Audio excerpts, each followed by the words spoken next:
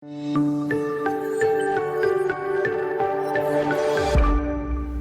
profesional manajemen risiko. Selamat siang, jumpa lagi dengan kami di podcast The Way Academy dan Irmapa. Selamat siang Pak Hendro, telah hadir di tengah-tengah kita. Pak Hendro Kusumo, Deputi Bidang Pengembangan Standar dari Badan Standarisasi Nasional atau BSN. Selamat siang Pak, apa kabar Selamat Pak? siang Bu. Alhamdulillah sehat. Ya, lama tidak ngumpul-ngumpul. Iya nih Pak, lama nggak kumpul-kumpul nih Khususnya Pak. makan-makan.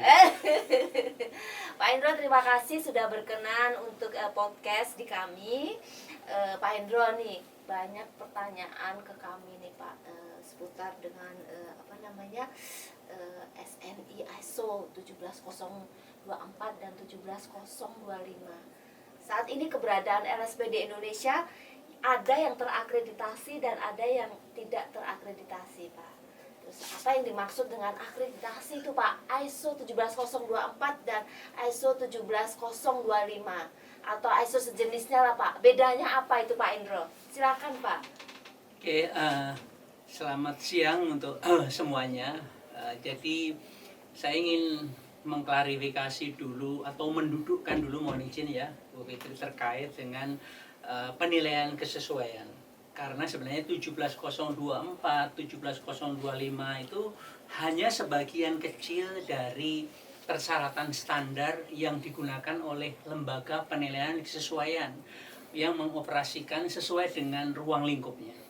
Artinya kalau tanya beda 17024 dan 17025, sebenarnya bicara ruang lingkup standar 17024 itu fokus, kalau kita ngomong dari judulnya saja gitu kan, persyaratan standar ya untuk organisasi yang mengoperasikan sertifikasi person.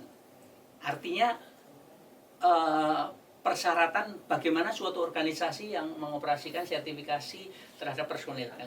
Sementara 17025 adalah persyaratan organisasi yang mengoperasikan terkait dengan pengujian. Jadi 17025 itu lebih ke arah, kalau kita ngomong saat ini itu bisa laboratorium penguji, bisa laboratorium kalibrasi, bisa laboratorium pengujian, ya, verifikasi dan sebagainya. Jadi sudah jelas-jelas penggunanya, namanya memang secara standar itu organisasi. Tapi kita di lapangan mengenalnya, kalau 17024 itu pasti identik untuk LSP, Lembaga Sertifikasi Person. Sementara kalau 17025 untuk ke laboratorium. Nah, kan beda, udah jelas di situ aja secara pengguna sudah berbeda jauh. Jadi intinya 17024 itu ke personnya ya Pak ya. Organisasi ya Pak ya. Kalau 17024 itu lebih ke personnya Pak. Jadi persyaratan lembaga, organisasi Pak, ya? yang mengoperasikan sertifikasi person. Kalau 17025 persyaratan lembaga yang menyelenggarakan tadi pengujian ya Pak, kalibrasi, ya, lab, kayak pengujian gitu ya Pak ya. Baik Pak Indro.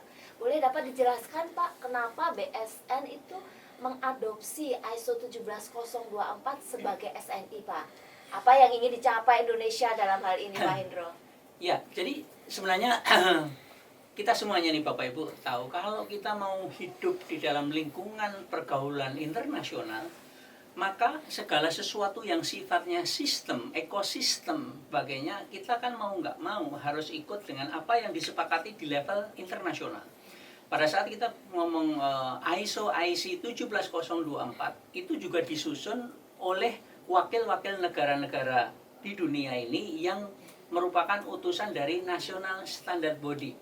Kalau di Indonesia BSN-nya gitu ya.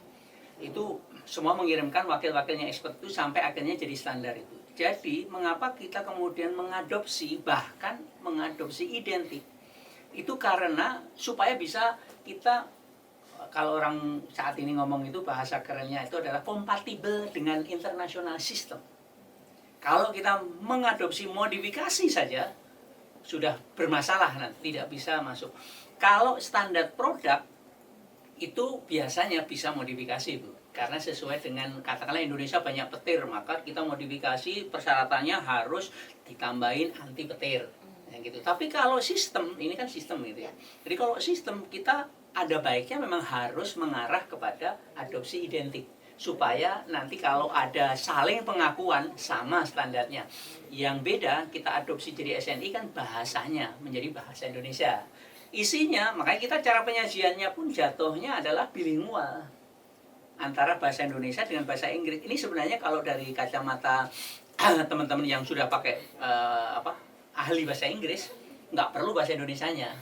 Tapi bagi masyarakat Indonesia yang maaf gitu ya, tidak semuanya juga pintar bahasa Inggris, bahasa Indonesia itu menjadi penting, menjadi perlu untuk memperjelas gitu. Makanya diadopsi jadi SNI, menjadi Pak. SNI itu bahasa Indonesia ceritanya gitu. Oh, gitu Pak. Baik, Pak.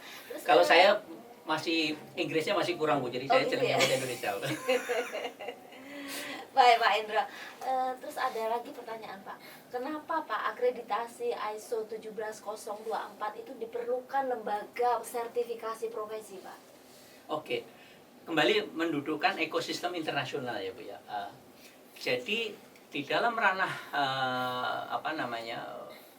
secara internasional gitu ada berjenjang, ada kalau diurutkan gitu internasional tuh ada forumnya. Kita kalau di terkait penilaian kesesuaian untuk sertifikasi itu ada di regionalnya itu namanya APAC, Asia Pacific Accreditation Cooperation. Di internasionalnya namanya IAF, International Accreditation Forum. Nah, kita Komite Akreditasi Nasional itu menjadi anggota itu yang mengoperasikan di level nasional. Pertanyaan Ibu tadi kan, mengapa kita kan gitu kan harus diakreditasi? Karena untuk tertelusur ke sistem internasional di dalam kesepakatan internasional, semua negara yang menjadi anggota organisasi akreditasi internasional tadi, IAF tadi, maka dia mengoperasikan di dalam negerinya dengan, kalau kita bicara standar, untuk Komite Akreditasi Nasional atau dalam bahasa standar nih SNI ISO IC 17011 itu adalah persyaratan untuk lembaga atau organisasi yang mengoperasikan akreditasi. Jadi kita semuanya berbasis standar. Nah, kemudian kan melakukan akreditasi kepada lembaga penilaian kesesuaian, karena kasusnya kita ngomong LSP, lembaga sertifikasi person, dia harus mengacu 17024. Nanti ada lagi untuk inspeksi harus mengacu 17020. Nanti kalau untuk sertifikasi yang produk dan sebagainya itu 17021. Nanti kalau untuk keperluan tadi laboratorium disinggung tadi 17025. Nanti kalau untuk reference material 17043. Nanti untuk produk 17065. Sebenarnya semua standar itu. Kira-kira seperti itu. Jadi nanti ke internasional kalau diurutkan gitu, LSP diakreditasi oleh CAN untuk menggaranti bahwa LSP itu perform sesuai persyaratan standar. Sementara CAN diperevaluasi oleh APAC yang tadi kepanjangan internasional dari ILAC tadi, IAF tadi, maka dia akan mengevaluasi benarkah CAN itu melakukan akreditasi dengan benar kepada LSP tadi yang menjalankan operasi 17024 tadi gitu.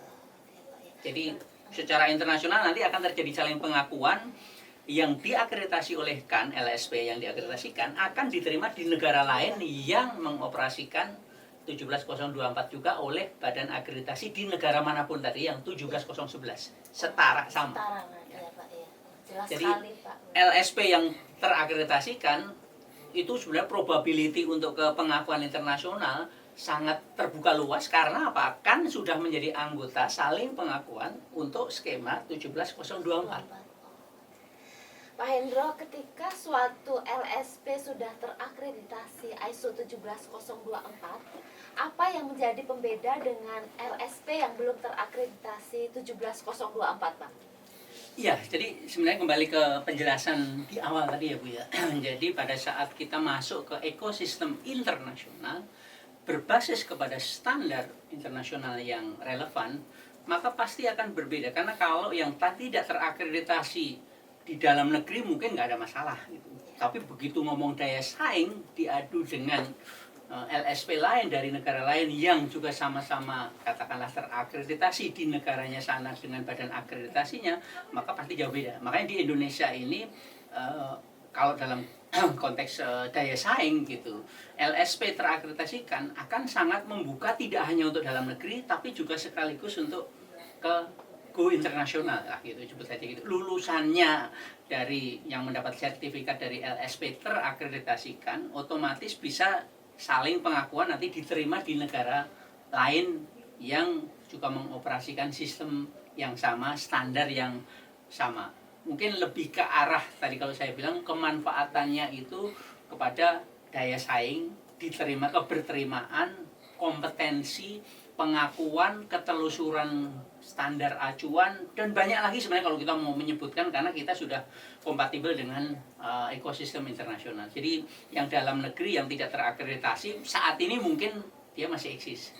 Hanya masalah waktu saja nanti akan kalah bersaing dengan yang terakreditasi untuk skema SNI ISO IC 17024. Pak Hendro, terima kasih untuk penjelasannya kepada kami. Semoga apa yang Bapak sampaikan dapat menambah value dan nilai tambah lebih kepada pemerhati manajemen risiko di tanah air kita tercinta.